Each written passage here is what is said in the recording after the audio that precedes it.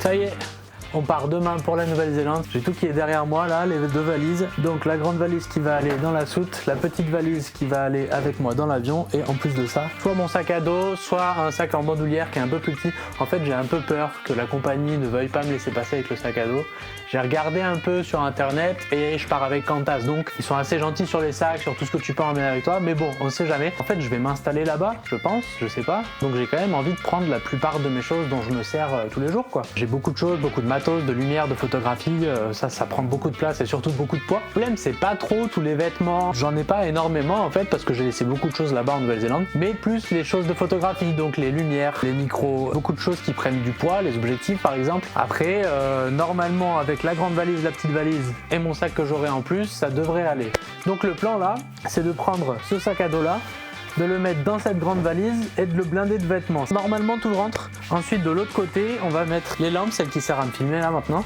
J'ai un petit trépied, je vais mettre ça là-dedans, je vais essayer de caser en fait tout le plus gros de mon matériel photo, vidéo, j'ai plein d'accessoires GoPro que je vais caser là-dedans aussi. J'ai mon imprimante photo, super important, j'ai trop envie de l'amener, imprimer ces photos, c'est incroyable comme ça fait du bien et ça permet de vraiment se rendre compte de ce qu'on fait quoi. Je pense que j'aurais pas vraiment à prendre énormément de choses dans le carry-on, mais on sait jamais, là je vais peut-être m'emporter un peu, remplir au fur et à mesure et puis je me dis bon j'ai tellement de place que on y va quoi, on prend tout. Donc je remplis tout ça et on se retrouve tout à l'heure. Ce qui est génial, c'est que je suis quelqu'un de très prévoyant. J'ai fait ma dernière machine hier soir, et du coup on l'a étendue hier soir. Et le résultat, c'est que là, c'est pas encore sec quoi. On va attendre quelques heures pour faire la valise, on va la faire ce soir à 21h, ça va être très bien. Bon, on en a fini avec cette valise là, il me reste juste la trousse de toilette, j'en ai un peu besoin, et les derniers habits qui sont en train de sécher en bas. Mais j'en ai bien sorti, je viens de la peser là, il fait 23 kg. Je pense qu'en rajoutant ce que j'ai à rajouter, ça atteindra jamais les 30 kg, donc on est large. Je suis venu, pour la référence, je suis venu que avec ce sac là, et mon sac photo qui est par là. Et là je repars avec vraiment une valise contenant le sac plus le double de ce qu'il y avait dedans, donc ça va être compliqué de ranger tout ça en Nouvelle-Zélande, mais j'ai vraiment besoin de tout ça quoi. Donc là j'ai réussi à caler mes 2 lampes, un trépied qui rentre juste, ma trousse de toilette qui est là-bas, quelques caleçons, quelques chaussettes en plus, et sinon tout est archi blindé. Donc là on va peser, je vais la fermer déjà, ça va être une belle histoire. Franchement, j'aurais pu en mettre encore je pense. C'est juste qu'il faut appuyer un petit peu. Une fois que c'est aligné, ça va passer. Ça paraît impressionnant comme ça, mais en fait, il y a beaucoup d'air là-dedans, évidemment. On va vraiment facilement s'en sortir. Il n'y a aucun moyen que ça pète en vol, hein. Il n'y a pas de raison, c'est pas du tout sous pression. Si vous demandez, j'ai rien mis de fragile, hein. Que des vêtements. Moi, je suis peut-être un peu optimiste. J'ai l'impression qu'il y a des trucs qui coincent de ce côté.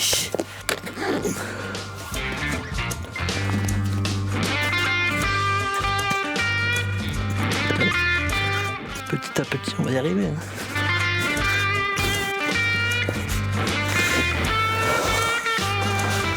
Franchement, facile. Je sais vraiment pas si elle va passer à moins de 30 kg. Ouais, il y a marqué 29,6 là. 29,6. Je suis trop fier de moi. C'est vraiment un beau bébé, hein.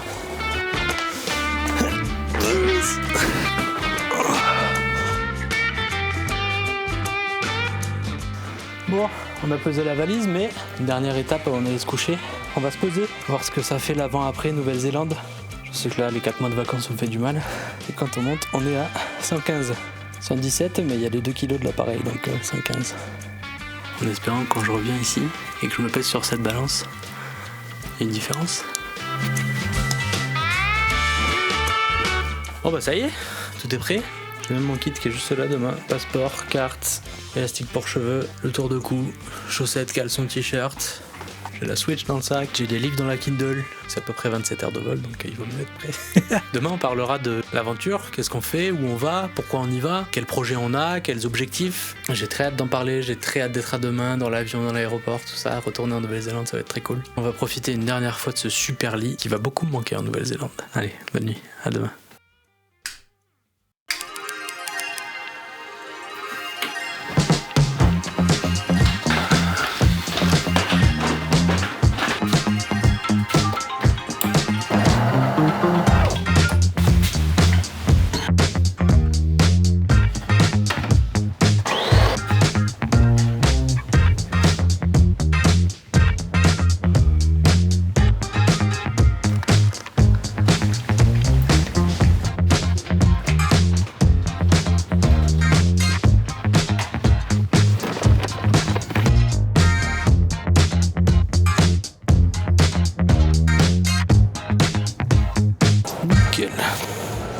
parti à 5h30 de la maison, il est 7h43, l'avion est dans à peu près 3 heures, à 10h25.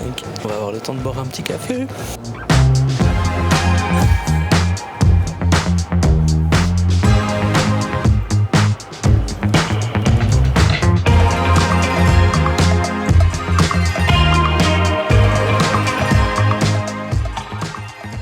L'année dernière, je suis parti en Nouvelle-Zélande. J'en avais marre de ma vie en France. J'étais coincé dans une boucle perpétuelle. Saison d'été, saison d'hiver, vacances entre les deux. Pendant mes saisons d'été à Biarritz, j'étais responsable d'un resto. Je commençais à 9h, je finissais à 22h, minuit. Et ensuite, soit je sortais aller boire des coups avec des collègues, soit j'allais sur mon PC, jouais jusqu'à 2h du mat, et le lendemain je recommençais. Tous les jours, la même chose. Saison d'hiver, je faisais à peu près la même chose. Je commençais à 8h, ou alors j'allais skier jusqu'à 11h, après j'embauchais jusqu'à 23h, pareil, je sortais avec les collègues. Quasiment tous les soirs j'allais boire des coups. Dans les bars d'à côté, les bars de la station avec les autres saisonniers, jusqu'à 2h du mat, je rentrais bourré. Après j'allais me coucher et je recommençais le lendemain, tous les jours. Vous voyez le schéma ?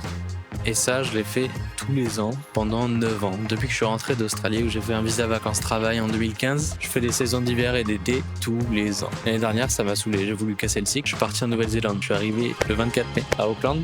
C'est la plus grande ville de Nouvelle-Zélande. Il m'a pas fallu longtemps pour réaliser que la vibe ne plaisait pas du tout. Je suis parti m'installer à Wellington, la capitale, au sud de l'île du Nord. Mais là, j'ai un peu refait le même schéma pendant 6 mois, jusqu'en décembre. J'étais responsable de resto. Je buvais des coups quasiment tous les soirs.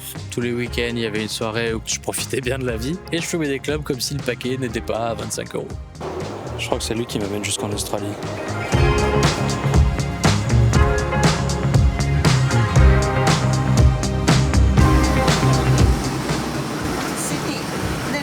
Yes, all the way. Big day.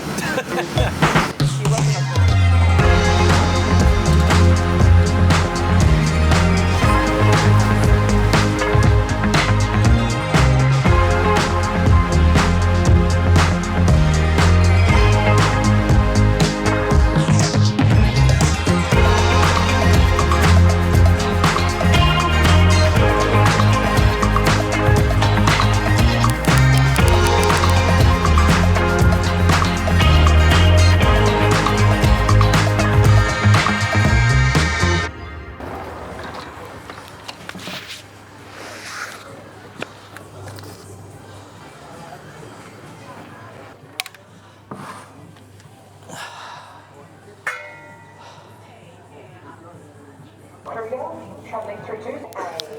Your service, please proceed now through to gate 17A. Après 17 heures de vol, on est bien arrivé à Perth, en Australie. On est au sud-ouest de l'Australie là. Malheureusement, notre avion avait 1 heure de retard, donc là c'est un peu le rush parce qu'on repart dans le même avion en fait. Il faut nettoyer tout l'avion et il faut remettre la moitié des gens dedans et la moitié des gens qui embarquent de Perth pour aller à Sydney. Je me sens super sale, j'ai eu chaud, j'ai transpiré et tout. On a à peu près 8 heures de vol jusqu'à Sydney. Techniquement, ça me fait rater le prochain avion. Mais comme c'est la même compagnie, c'est Qantas qui s'occupe de tout. Logiquement, il n'y aura pas de souci pour le transfert, j'espère. On attendra de voir quand on arrive à Sydney ce qui se passe et si j'ai un avion pour Wellington directement ou pas. On se retrouve à Sydney, peut-être que j'aurai un peu plus le temps de parler, que je serai un peu plus reposé, j'ai eu du mal à dormir en vrai. Mais tout va bien, je suis content. Bientôt en Nouvelle-Zélande, ce soir techniquement, même si j'ai l'impression que c'est très très loin encore.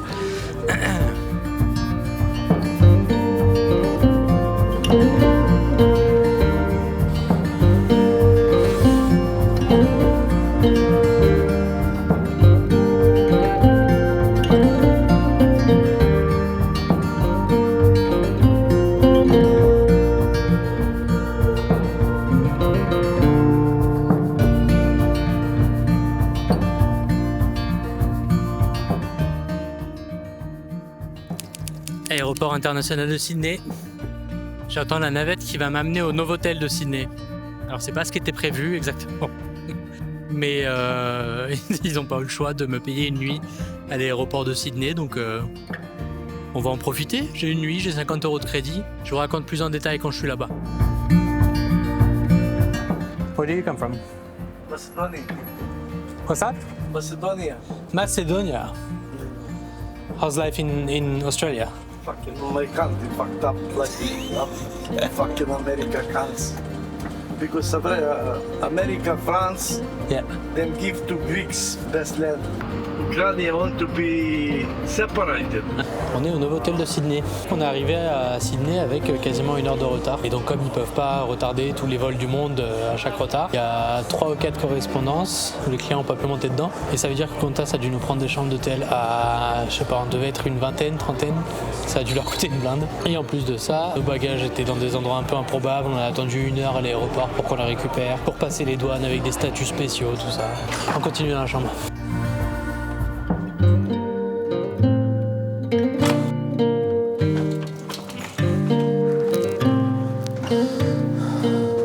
C'est très bien ça. Ah, ça va me faire du bien de dormir là.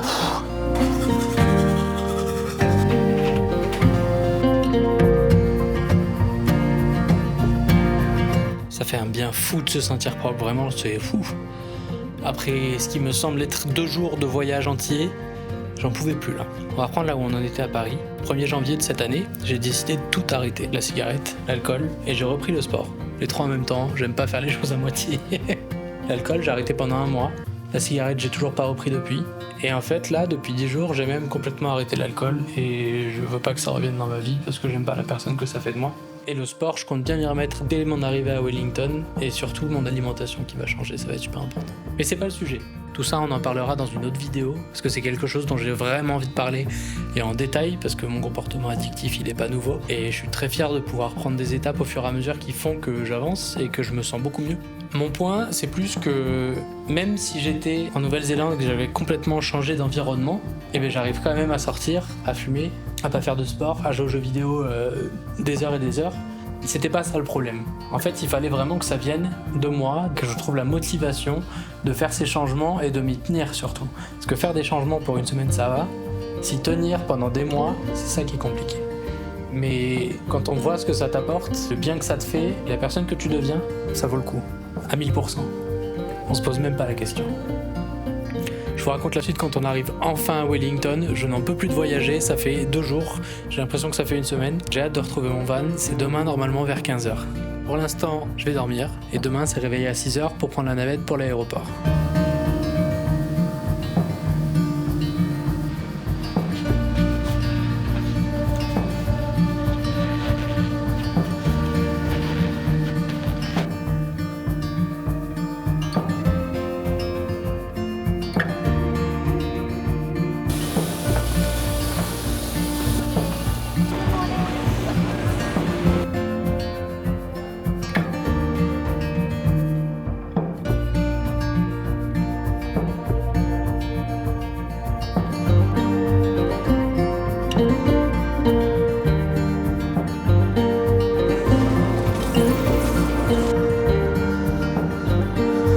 Qu'est-ce que ça fait du bien de te voir, toi?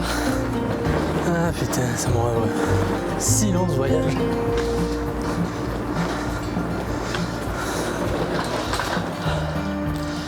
Bon bah voilà. Waouh.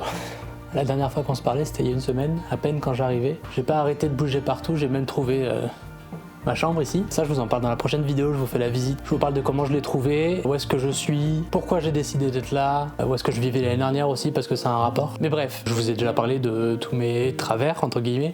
Comme j'étais arrivé à être dans une bonne direction, une direction que je voulais emprunter dans ma vie, je me suis dit que la Nouvelle-Zélande, finalement, c'était une bonne idée d'y rester et de pas retourner en France pour retourner dans mes travers des saisons, des soirées, de l'alcool, de la clope, tout ça. J'ai donc demandé à mes patronnes de me fournir un visa, qui est en gros un visa sponsorisé par l'entreprise. Donc elles ont fait, elles, les demandes en mai, elles ont eu tous les papiers, m'ont tout transmis, et moi, le temps que je rentre en France et que j'arrange mes affaires, j'ai réussi à faire la demande au début du mois d'août. Ça a pris assez longtemps pour revenir, puisque j'ai dû attendre jusqu'au 25 septembre pour avoir la réponse, et ensuite au moins 3 semaines de décalage pour pouvoir prendre le billet sans payer des 1000 et des 100.